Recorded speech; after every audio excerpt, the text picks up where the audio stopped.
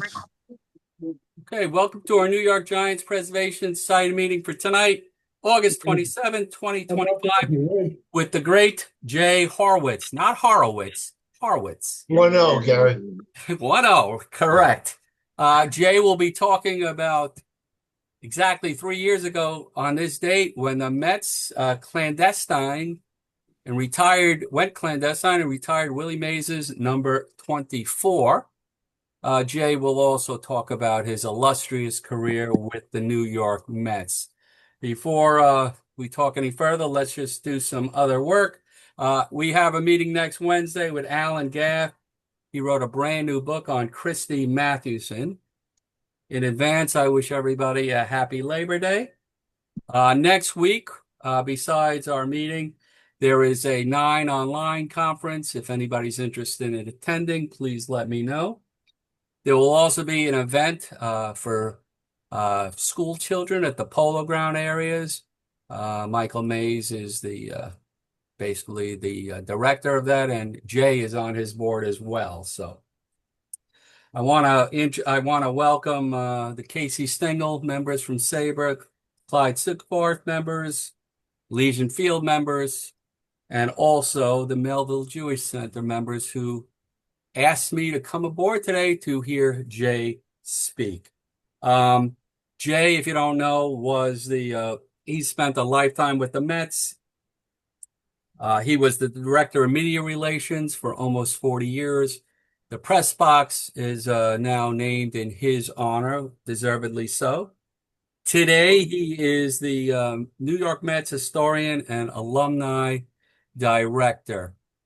Jay is going to he'll talk a little bit about his career, then he'll talk about what happened with Willie Mays as far as this happening, because it was a long time before this took place.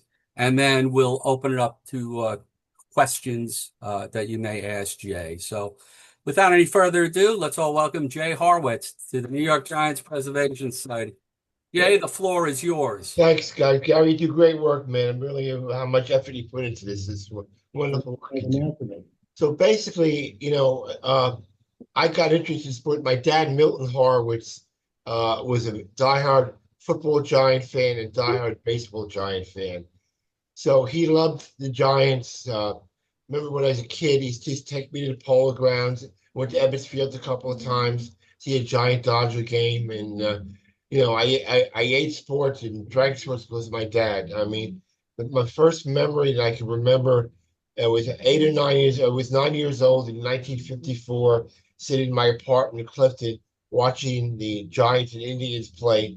When Vic Wertz, that line drive over Willie's head, center field turn, threw back to second base, to make it got an out. And to me, the throw was just as good as the catch. And I just worship the Giants. The Don Littles, the Johnny Antonellis, Dusty Rhodes, Monty Irvin, Ray Nobles. I knew them by heart. I knew the numbers. Hank Thompson, and in 58, right?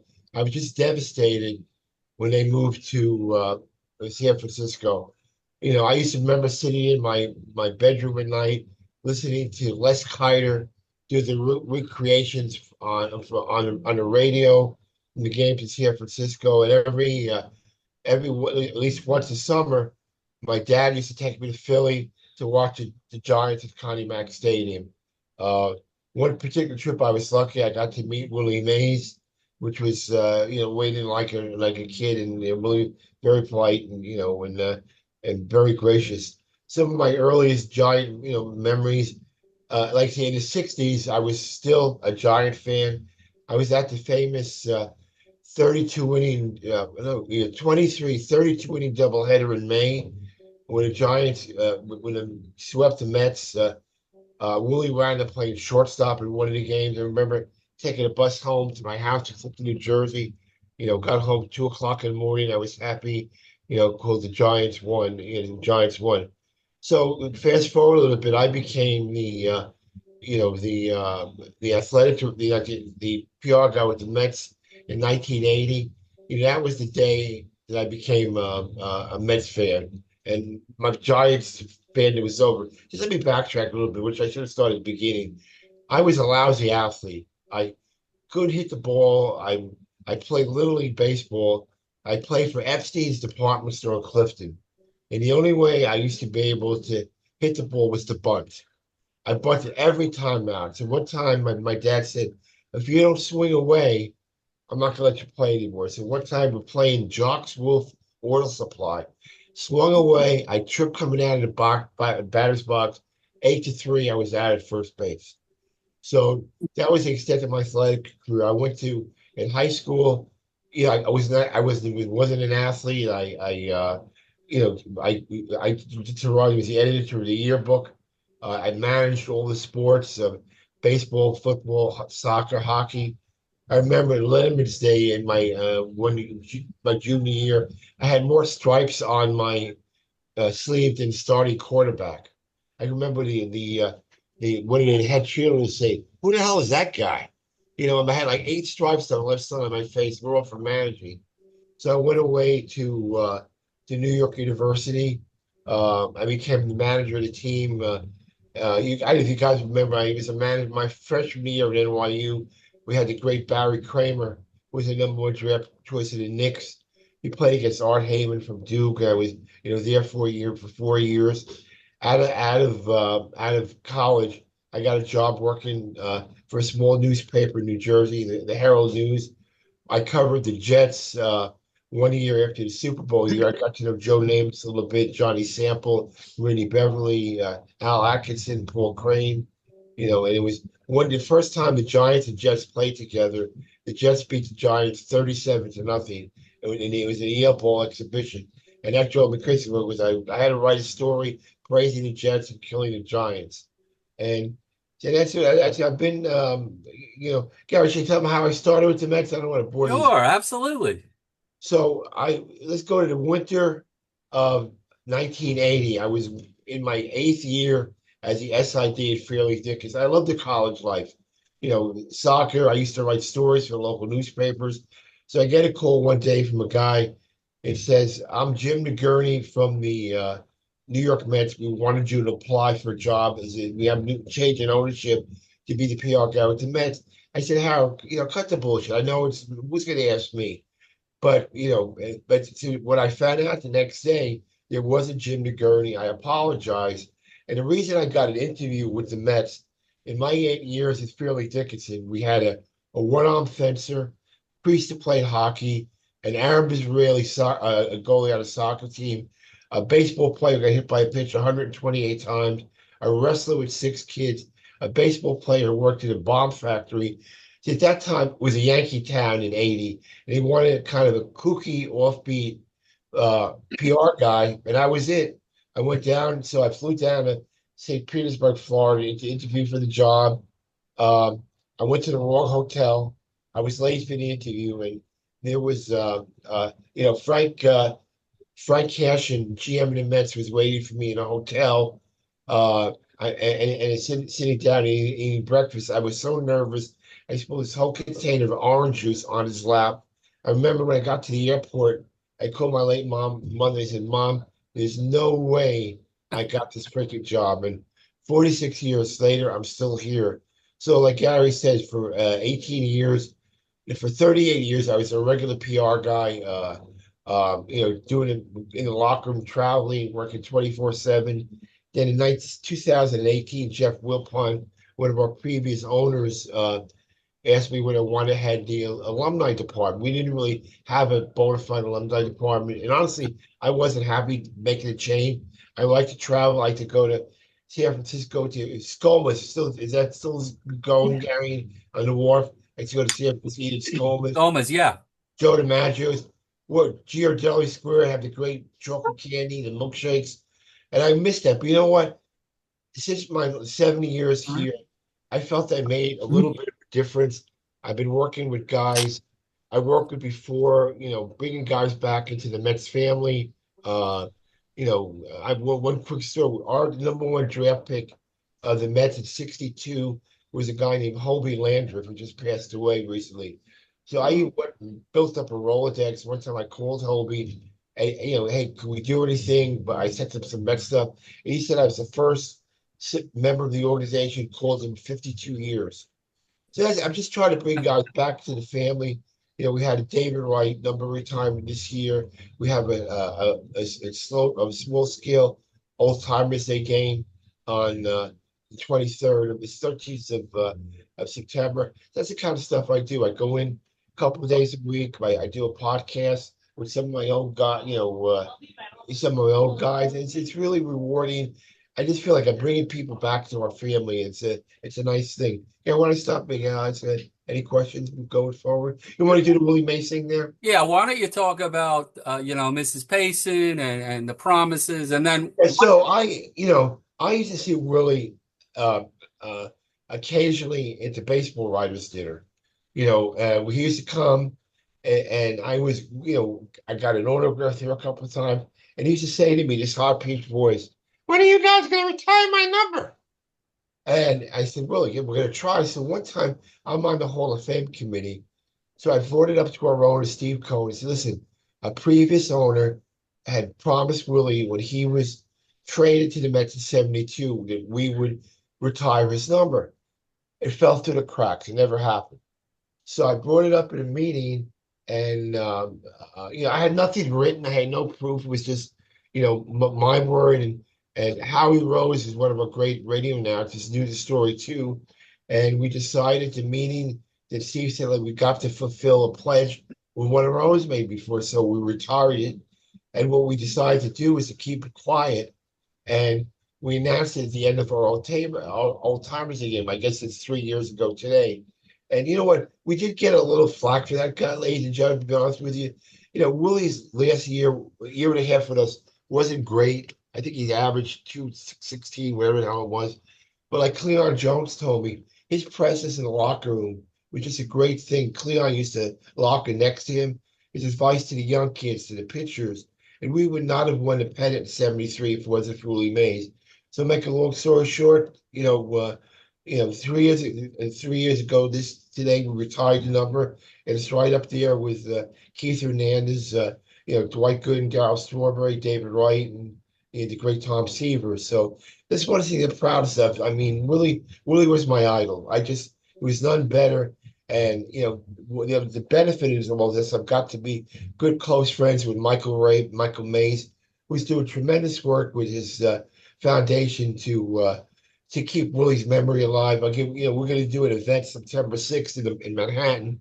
We're going to have like kids there, playing stickball, stoop ball, Dutch, drop season. Before Willie used to go to the polo grounds, he used to play stickball in the front. So we're going to have an all day long street fair in Willie's honor, and where he used to live on 155th Street. So, again, I'm just an honor to, I don't want to pretend that Willie was my best friend. He wasn't, but I just got to know him a little bit, and we were able. I tell you, after we let him know, what we did, he really appreciated it. I think I spoke to him. Gary, his birthday was in May, right? The early May part of 6th. May 6th. I spoke to him his last birthday. Mike could put me on the phone with him. Then he died like a month later, I think, Right. right? Yeah. June 18th.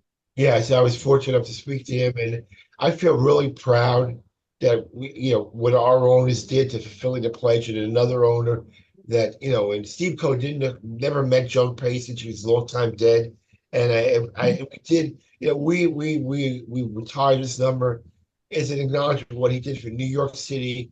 Again, it was being probably the greatest all-around player ever to play the game. So, when I die and get buried, you can have that on my legacy that I helped get Willie Mays' number retired. That would be a great thing. All right, Jay. I got a couple of things to lead off. First of all, I know you'll never badmouth anybody, but why wouldn't the Wilpons do anything about this? Why did Steve Cohen decide to I honor don't know, this? Gary. I don't want to get into that stuff. Just said that as the years went past, we got a more receptive ear to do That's this. great. I mean, and we did it, and again, it wasn't a jump ball. I mean, if you look at the contribution, Willie was a Met for a year and a half. And why would you want to retire a guy who's number there for a year and a half? But we presented maybe a better case to the new owners that was done before, and we got a sympathetic ear. And Steve Cohen is a gigantic Mets fan, and he listened to us and fulfilled the pledge from a previous owner. That's great. Jay, I was at his first game as a Met. So it was just fabulous. It was against against the Giants. He had a So home run against Charlie Williams, right? that's correct. Right. Couple more things. How did you guys keep this? I mean, I'm watching the game. The reason I was watching the game was because Steve Cohen finally brought back Old Timers Day. It Right. hadn't been there for years. So I'm watching it, and then I see this thing on the mound, and I happened to be on the phone with Steve, and I said, Steve, I think they're going to retire Willie Mays' number. Then Yeah. they pulled the curtain or whatever it was off the decal on the pitcher's mound, and lo and behold, it was him. How did you? I mean, there was not even an inkling in the We paper. wanted, we felt it would be a good way to cap off the Old Timers Day game. We hadn't had an Old Timers Day game in 28 years. It would be a good surprise. And we just wanted to get the full impact. We're just really shocking people with it. I think we And did. you You certainly know, did. you know, Uh, and we brought Michael in. He knew, a couple other people knew. But I mean, we figured for impact and shock, it would be better to keep it a secret. Two other quick ones. There are six original New York Giant players left. Do you know how many original Mets there are? 8 or 9. Unfortunately, you know, I, yeah, I mean, there's 6 or 7 or 8. There's Craig Anderson, Jay Hook, uh, Cliff Cook, Rick Hersher. Uh, God, he got me stumped. There's about 7 or 8, 62 Mets. Ed Kramer just died Yeah, last year. I think we're down. Fast Mattia died. Um, I mean, there's Galen Cisco is one of the guys who still left. Was an All-American linebacker at Ohio State. I think his number is 7 or 8, Gary. that's great. The last thing, I go to maybe 5 games a year. I go when the Giants come in. I went to a game against the Braves. I do look up there at the retired numbers and names, and there's one guy that I don't understand how he's not retired.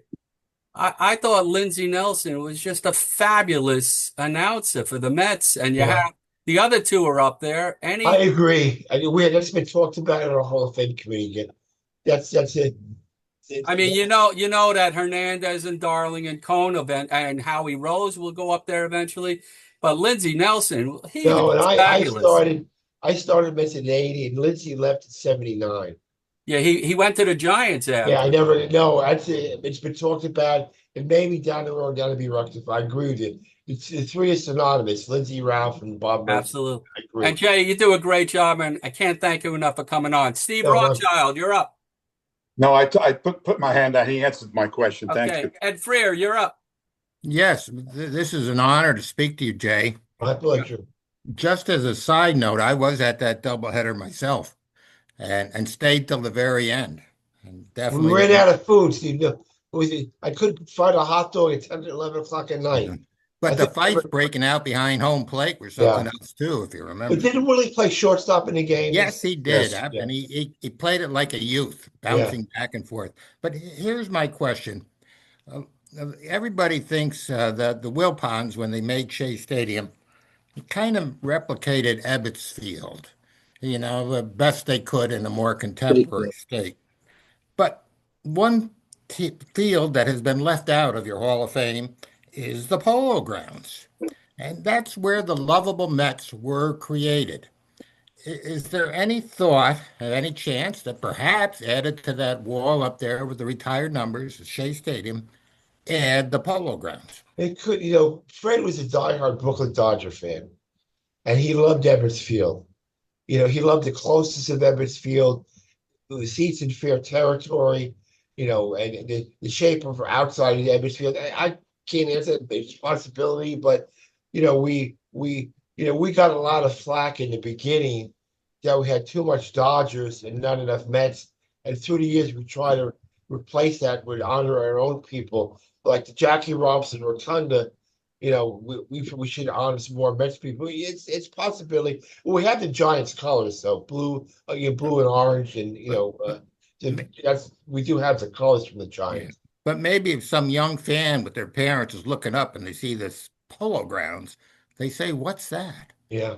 And it would be a little honor to speak from the past. That's my question. Okay, sir. Thank you, Ed. I'll let it go Mr. with Mars, you're up. Unmute, Mars. Thanks for joining us, Jay. I was going to ask the same question about any homage to the Polo Grounds. We know that Wilpon sanctified the Brooklyn Dodgers. He was a And- diehard Dodger fan. He went to Lafayette High School with Sandy Koufax. Loved the Dodgers. Used to go there all the time. And unfortunately, a lot of this signing was done after Ebbets Field. But maybe in the future we could do something, where there's always modifications to stadiums, Well, let me ask you this, which is part of the similarities of Ebbets Field and Citi Field.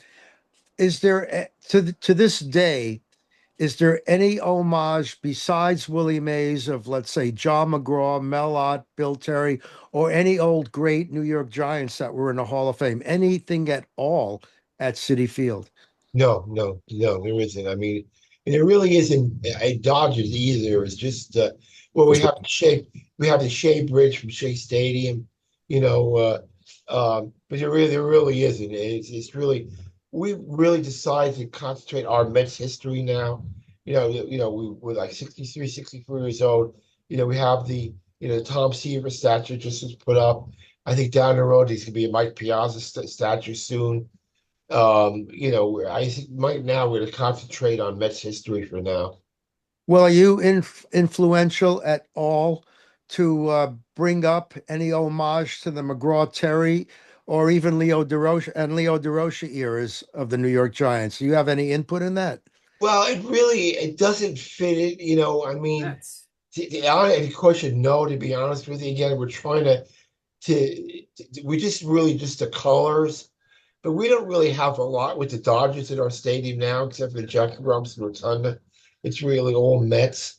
So we're really, the Giants. I mean, the Giants became San Francisco, right?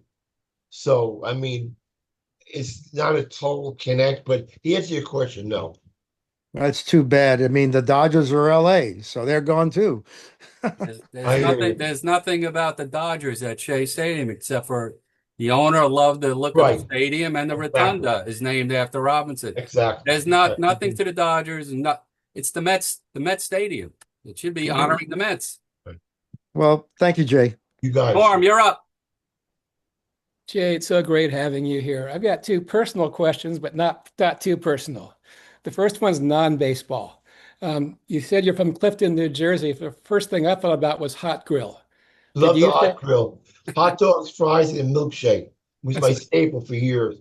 Okay, great. I was hoping you would say that. I love the Hot Grill. It's great. Second question is, one of my favorite quotes of all time is, "I didn't raise a schmuck, take the 93." Yeah, Can you tell the story behind that? Yeah, I could tell you. So in 86, my 6th year on a job, I was doing a lot of traveling secretary work. And that was the 86 team, and they bonded with me.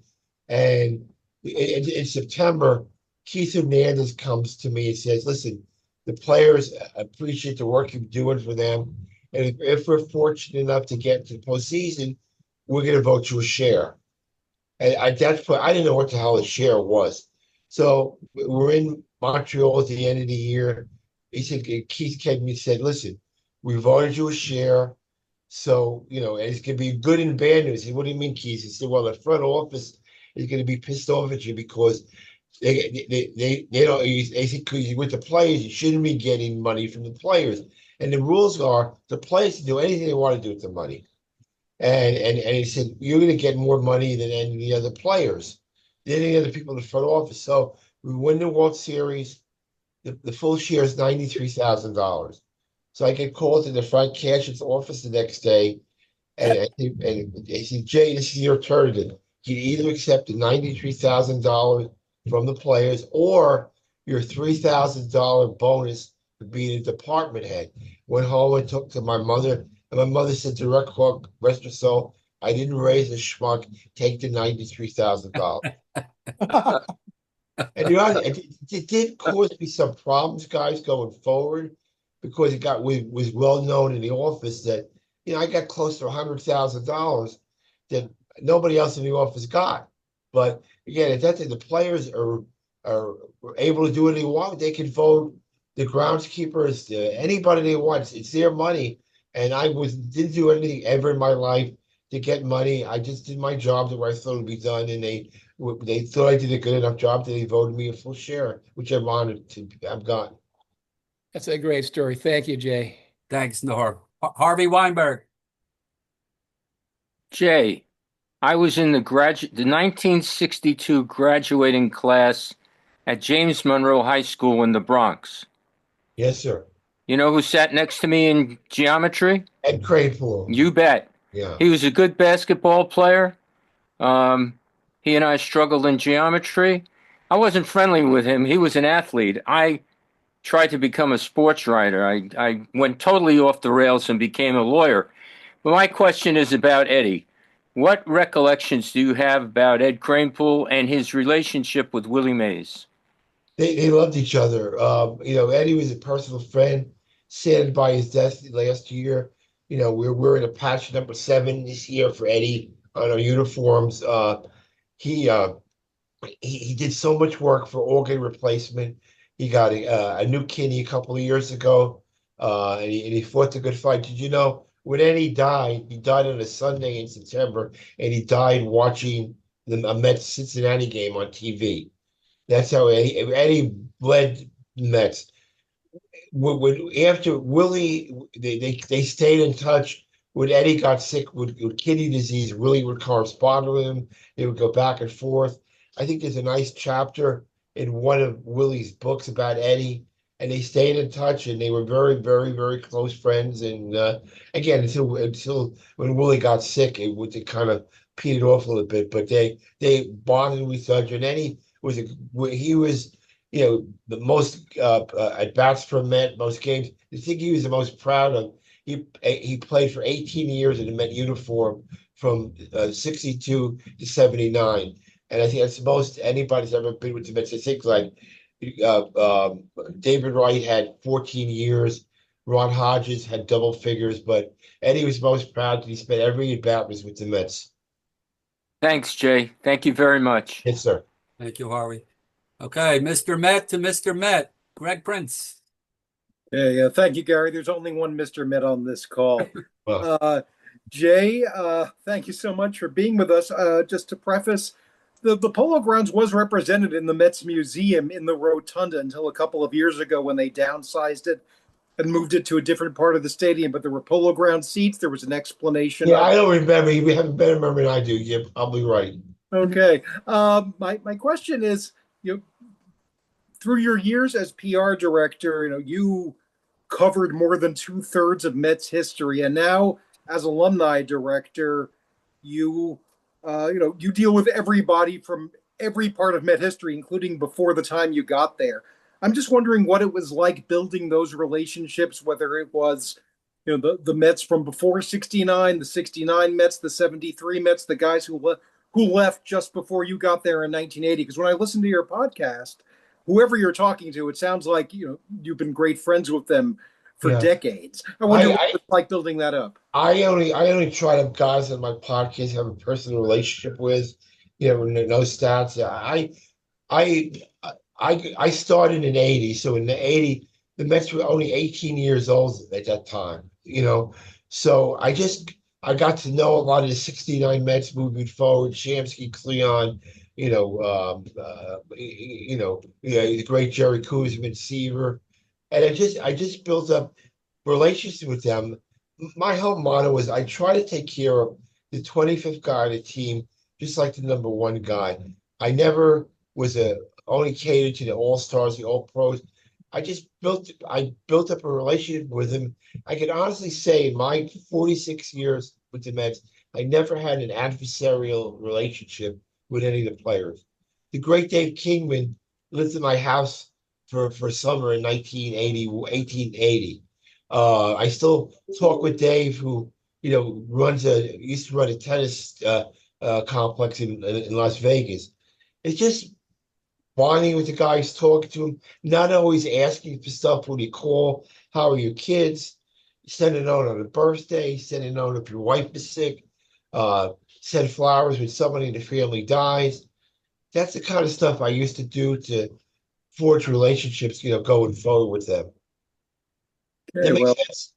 yeah, absolutely. Thank you for bringing so many back into the family. I just wanted to add that at David Wright ceremony, seeing Joe McEwing and Josh Satin and Michael Kadire, who I know David is close to, but just seeing that spanning the generations, and like you said, not just the superstars, it meant a lot. Right. Yeah, and those are David's guys. It's a testament kind of guy David Wright is. He wasn't a glamour or glitzy guy. Josh Satin was there maybe for a year and a half. Dave Raccanella was the Mets bullpen catcher for the last 20 years.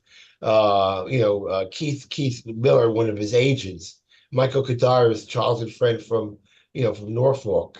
He just never forgot his roots, and that's what kind of guy David Wright is. All right. Thank you very much, Jay. Yes, sir. Thanks, Jay. You mentioned Dave Kingman, by the way, living with you.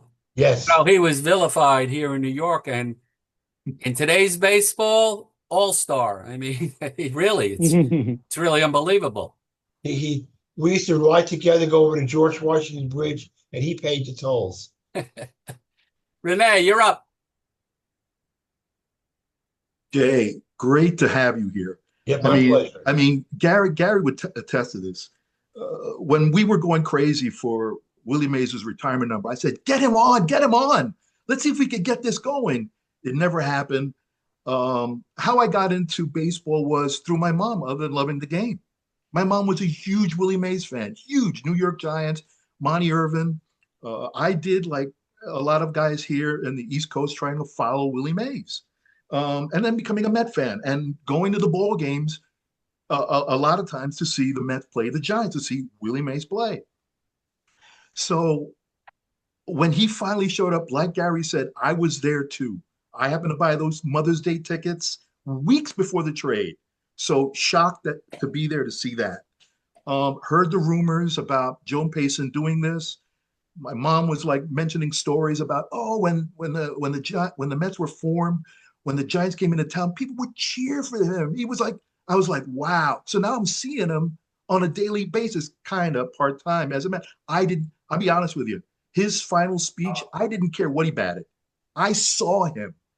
What did he say, Willie Mays? What did he say? That's kind of in 72, 73. Goodbye to America. Yeah. I stayed home. Yeah. I stayed home to watch that game. But the point is, like, I got upset, and like all the other fans, and he was beloved. But as a kid going to the games in New York, he was beloved all the time. So fast forward, I watched Old Timers game too. Loved the whole festivities. I was in shock when the video came on 5 seconds into it after the spool passed and Willie Mays' picture was there. I yelled to my wife, "They're going to retire his number. This is going to happen." I was flipping out. My wife said, calm down. It was one of my proudest moments of my best career. Oh my God. I part of that. I love you tenfold for that. Yeah. I was thank you for pushing this along. Thank you for and a lot of things have been said already that I had questions to. The Lindsey Nelson, that's a perfect example. That should be up there. And as well as the Polo Grounds, I thought, this is just a thought. You have an alumni logo. Be nice to see on one side a Polo Grounds graphic and then Shea in the middle. I could bring it up. Yeah, something for that. I mean, listen, when they were building Citi Field, I had issues. I was like, that's Ebbets Field. What are we doing? What are we doing? So when I was there during the St. John's Georgetown game, because I was a season ticket holder since '81. I sat in the low section 7. So here I am going to this game, and I'm looking around, I'm going like really mad. There's no Met stuff. What's going on here? Getting mad. I won't get into the whole thing, but like, how come there's no Giant stuff if there's a Dodger t-shirt there? Yeah. So fast forwarding through this whole thing, I fantasized. I told my friend, what would be cool? If they took the rotunda and put the history of New York baseball there. One area for the Dodgers, one area for the Giants and the Mets. be fantastic. Yeah, I Because know. now It's gonna- you're encapsulating the history of National League Baseball in New York. But of course, that didn't happen. No. Jackie No Robinson. Yankees. Yeah. So, and I went as far as to tell a friend, you know what they should do? They should take the black board where behind the center field wall and do a mural of the Polo Grounds center field wall, 406, painted in green and black. And it would showcase what the Polo Grounds was back past the Apple. That's how crazy I was with this whole thing. 484 by Bad the way. ideas. And the other thing is, listen, I'm just asking a question, so I'm curious. Did you have any involvement in the fact that the Mets, the Yankees, the Jets rehabilitated that staircase, the John brushy Brush stair, there. John Brush Brush stair. stairway. Do you have Where, any where is this now? It's like a couple blocks away from the Polo Grounds. No. It was just Mike, I think Michael might have been involved with that, not me. okay. But yeah, Well, Michael was involved with that. Well, here's the thing. Here's why I'm getting around that. For years, I'm not going to show you, but I have a picture of the plaque of the New York Giants plaque where it sat in home plate and who played in the Polo Grounds. For years, I've gone there on opening day, stood there, tapped it, then went back to Shea or Citi Field. If you have any involvement of people that you know that could help fix that sign and the Willie Mays sign, because, listen, the Mets played 2 years. Polo Grounds has got a lot of history, tremendous history of New York sports. And the fact that the Mets were there for 2 years, it should be exploited with the alumni. And you're doing your best with the 62 Mets. But I think Michael is involved with that project. I don't know what he's doing. Oh, okay. But if you could help him, it would be great to see that shining. And anyway, well, thank you for everything. I appreciate what you've done. Thank you. My pleasure. Thank you, Renee. Paul Ellis Graham, you're up. Jay, thank you so much for your dedication and your length of service to the New York Mets and the legacy that you've provided us by helping get Willie Mays' number retired. That's something that no one in this group will ever forget. Well.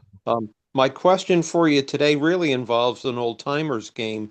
And I keep thinking to myself, because, maybe it's because, the importance of baseball history, about when old timers games are held, can't they invite like the teams of an opposing player in a year, players from an opposing team during a year where there was like a huge rivalry, whether it be, 86. I mean, I'm dating myself. So I keep thinking of a year when, let's say it's the Mets and the Giants, or the Mets and the Dodgers, or whoever they ended up playing in the World Series, maybe in the Mets and Yankees, of having like a team, the Mets team in this case, and an opposing team that was a big rival to the Mets. Yeah, well, when we did the old timers game a couple of years ago, we hadn't done it for a while. So we just wanted to make it strictly Mets. We had 68 Mets from different eras. And what we're doing in September is the Shea All-Stars against the Citi Field All-Stars. So I know a lot of teams do that, but right now we're just concentrating on the Met, because we haven't done these old tournament games in a while. We just really concentrate on some of the Mets teams. This one is Shea Stadium against Citi Field. So that's a possibility for the future, though. It is. Okay. Thank you, Jay, very much. Thanks, Paul. Dave Lippman, you're up. Well, Jay, first time I faced each other since 1985, and I want to say that while I've had a 45-year career in journalism, winning awards on 4 continents, she even took me up Mount Fuji to Antarctica. Last 27 doing PR for the city of Newark. I would cash all of that in if I could have been what I always wanted to be since I was a kid, and that was a baseball lifer dog. The best job I ever had in my entire life was when I was working at Mets Inside Pitch. It was I remember you well, Dave. You did good work. I tried, and I was so upset when I got canned. To this day, it still sears me. I would have been there forever. I mean, I'd be doing it now if I could. I'd write to you guys now if I could. It's a whole different world. But my question is, having had 27 years in PR for the city of Newark, and I guess you read the papers and you live in New Jersey, so you know we've had our share of bizarre crises. Everything from a mayor getting arrested in front of Delaney Hall to a former mayor doing 2 years in prison to hurricanes. I had to cope with all kinds of crises, and my question to you is how you cope with the various crises. We all know what they were. I'm not going to rehearse them. That you had to deal with more on the lines. Simple advice. More on the lines of not. I know how you did press releases and press conferences. No. I'm asking more about how you dealt with it after the ball was over, you got home, and you detoxed from what you had to deal with. As long as I was telling the truth, in this market, if you lied, if you fibbed, your credibility is lost as a PR person. So I just try to tell the truth. Maybe I tell all the truth. As long as the writers felt that I wasn't bullshitting them, that I was telling them I could tell them, they gave me their respect. And I think that's how I kept my sanity through the years.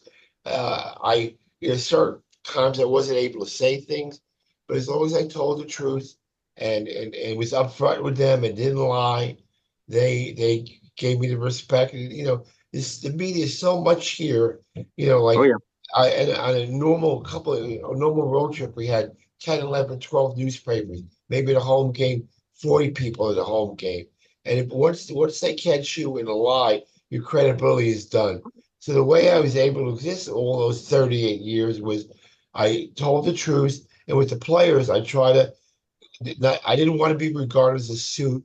I treated the 25th guy like the number one guy. I didn't always go to the locker rooms asking for stuff.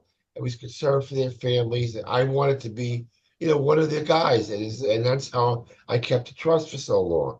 And that's what you have to do. I think you were one of the best. And I'll tell you something. I was in Japan when the Vince Coleman thing happened, and that was so important to the Army's newspaper there, Stars and Stripes. And I clipped the stories. If you want them, I can send them to you.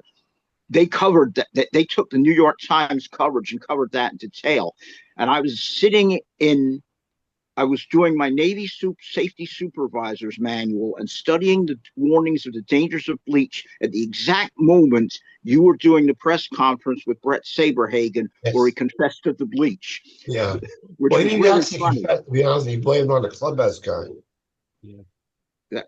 So if you want the stories, I can copy them for you. Yes, I probably have them, sir. Probably have them. Well, not from the Stars and Stripes. Okay. Thank you, Dave. Okay, thank you very much, Jay. Okay. Jeff Hardwick, you're up. Hi, Jay. Thanks again for doing no problem. My pleasure. Kind of a two-parter, if you don't mind. Yeah.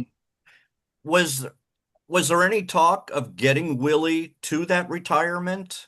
And he wasn't able to. He tried. He did try. Okay.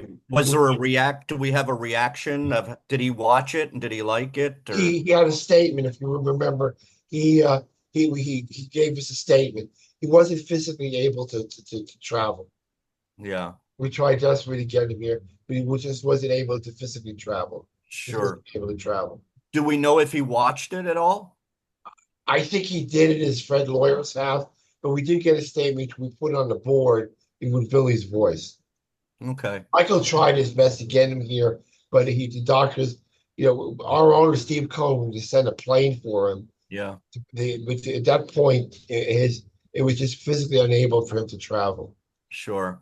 And then the only other thing is, I don't think you were there then, but do you have any insights or anything we don't know about the horrid midnight massacre of June of '77 when Seaver? No, I just know I developed a pretty good friendship with Tom Seaver, and it was just an awful, there was a feud with the newspapers with Dick Young about contract, and unfortunately, the earliest we didn't really treat Tom great. We had traded to Cincinnati. We left him off the protected list. The White Sox claimed him. And full disclosure on this call is the statue we erected to him was too late. And Tom was ill when it was being built and really get the full benefit of seeing a statue up there, you know? Yeah, that was a shame. I mean, just horrible. Yeah. Thank you. Thank you, Yes, Jeff. sir. Anthony, you are up. Thank you very much. Thank you for being invited to this great group here. I've been to a couple of your meetings there. Um, Willie Mays, I remember when he came to the Mets, I was a youngster, but that was a big deal, of course. But if it's right, if I may ask a Mets question, because I tell my friends I was born a Mets fan in 1962. And Jay, we had the pleasure of meeting at the National Baseball Hall of Fame. We had a little chat about Tommy Agee and your autograph my baseball, and I really appreciated that. And my dad was from Brooklyn, but his two favorite players was Gil Hodges and Willie Mays. And I was just wondering, since we're on the topic of statues, do you think there's any chance they'll erect a statue of Gil Hodges? Probably in not. front I of mean, City Field? he was a 14-year career with the Dodgers. I think Gil and I got to be very friendly with the Hodges family. I was involved with getting him into Cooperstown. If he had managed another year or two more, he died at 47 of a heart attack. There wasn't, I think if he had been there a little bit longer, yes, but I think that ship has passed, unfortunately. We also briefly met at the induction for Gil Hodges. That was a wonderful, wonderful event. I've seen so many people there, Right. but I just want to thank you for everything, and No, you also my answered. pleasure. Thank you very much. Ted and Joanne, Oh, hello. Are we unmuted? Great. you're good. Jay, first of all, we really appreciate that you've come tonight. And little background, Ted was scheduled to go to the Giants-Mets game on the 2nd. And unfortunately, he ended up hospitalized. And we kind of were very disappointed because Ted had met Keith Hernandez on the street, and they stopped, chatted, and Keith was showing him how Mel Ott, is that correct, Ted? Right. How he did his when he lifted his leg. So they had a great time. I got a photograph of them together, and it was kind of fun. And we had thought maybe we were seated right under the press box, that we'd get up and see him that day. Is there anything, and I hate to ask, but any way that we could get this out to Keith, or the best way to send it out to get Were we going to send? A photograph that Ted had of him and Keith together? And we wanted to know, is there a way that we could possibly get him to sign it for Ted? Well, if you want to send it to me, I can get it to him. Sure. Yeah. No, that's great. How would we send it to you? You will send me, Courier. you email me, and I will forward it to Jay. Okay. How does Jay, that sound, Jay? Is that okay? That's perfect, Gary. Perfect. Right. and honestly, it would mean so much because well, I'm an old Mets fan too. Not that I'm as old as some people here, but I've been a diehard when everybody used to make fun of me for sticking with the Mets. And Ted was at the doctor's this past week, and he's talked to the doctor about the Mets. And the doctor says, I have a prescription for a cure for that. And he said, what? He said, switch to the Yankees. And said, no way. No. Good for you. Yeah. Anyway, thank you so much My for all. pleasure. Thank you. Jim Weber. Hey, Jay, thank you for this dose of history. I've been around for 82 years. God And bless you you, painted man. one of the best pictures I've ever seen. But, buddy, I got to ask you on that credenza behind you. It's either a bottle of beer or a bottle of whiskey. What's that No, it's for? actually the player who played for Rutgers named Eric LeGrand, who got paralyzed about 30 years ago in a game against Army in New Jersey. And we kind of do work with his foundation. And he came out with some Eric LeGrand whiskey, and we bought some whiskey to support his progress and stuff. Great. Thank you. Wonderful job. My Craig pleasure. Garrettson, you're up, Craig.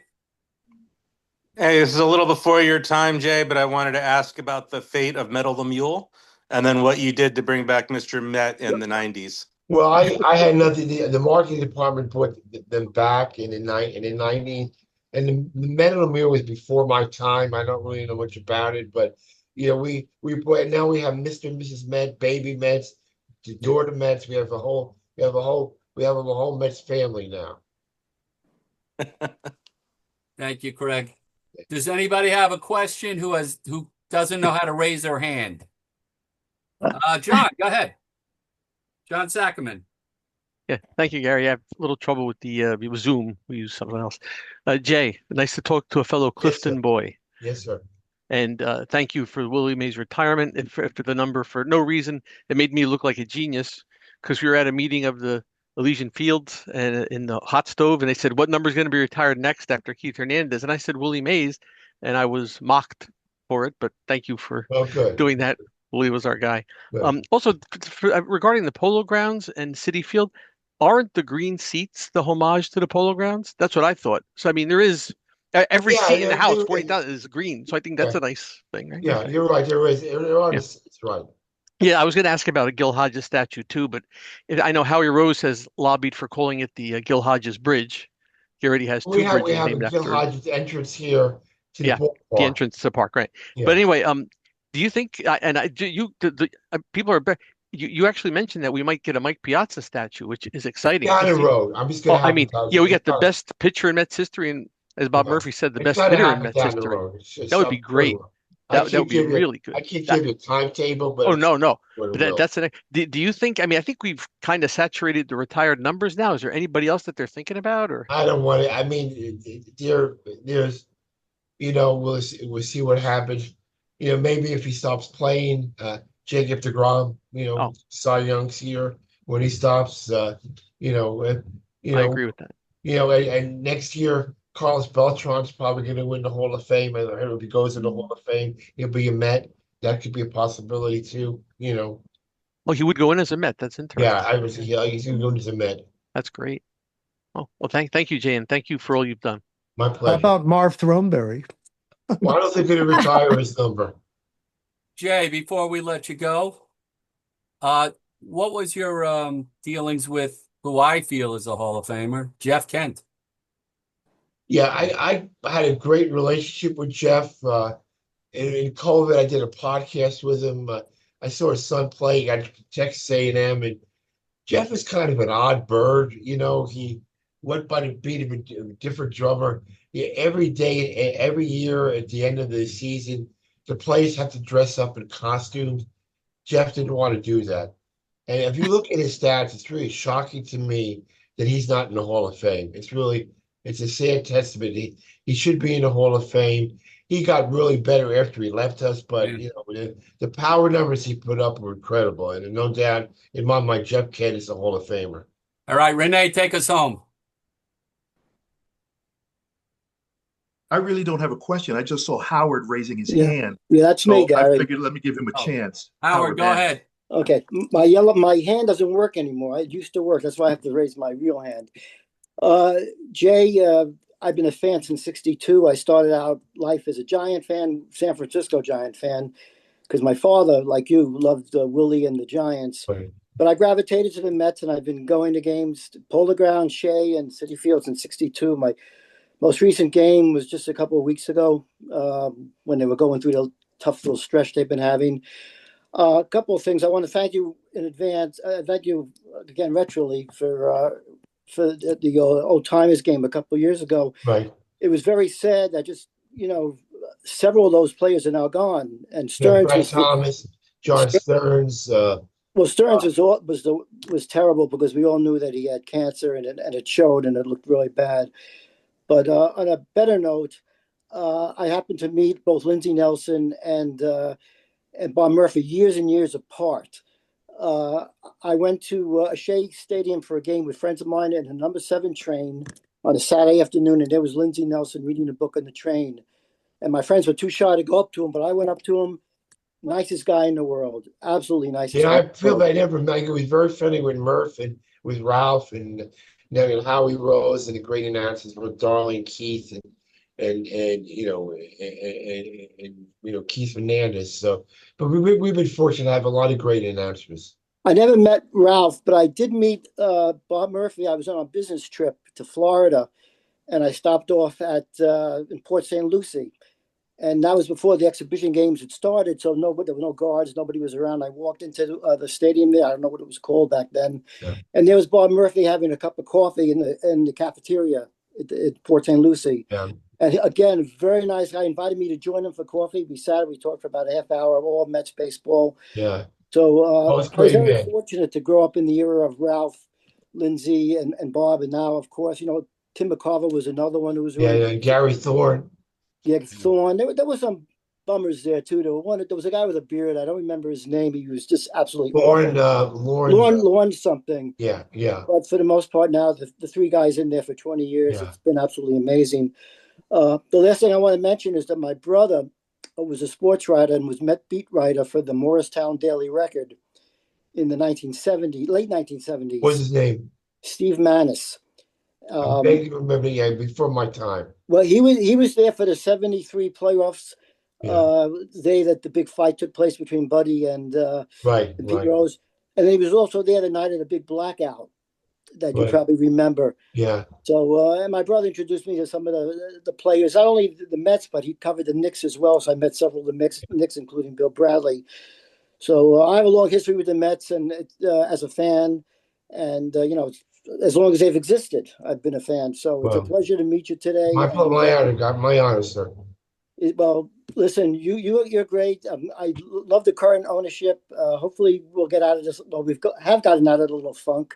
We've had some great games against the Phillies this week, and they're playing right now as we speak. Yes. So hopefully, they'll win tonight and get within 4 games. Hope so. We'll see what happens. Thank you, Howard. Thank you, Jay. We cannot thank you enough. Let's all give it up for Jay Horwitz. My honor, Gary. Really appreciated it back and forth, and talking about Willie Mays is an easy thing for me to do. I was fortunate to know him a little bit, and fortunate to play a little part in getting his number retired. You made a lot of people of this organization very, very happy. So I really enjoyed this guy, and thank you for having me. And please don't be a stranger. Hop aboard if you see. I will, guy. I will, Gary. May I ask Jay one quick question? Mars, make it quick. He's got to go. Real quick, I searched online for New York Metropolitan's 19th century uniforms. I couldn't find anything that had an Old English or Tiffany NY on it. Do you or Metropolitans? Do you know of any that had that lettering? I don't. Okay, thank you. Okay. So we will reconvene next Wednesday. Again, happy Labor Day. Okay. On Sunday, Monday, enjoy your holiday for those who are working. And I'm going to shut the recording. Anybody wants to hang around, talk a little Giant baseball. But again, Jay, thank you so much. My pleasure, Gary. Thanks for having me. Have a great week, everybody. Bye. Bye.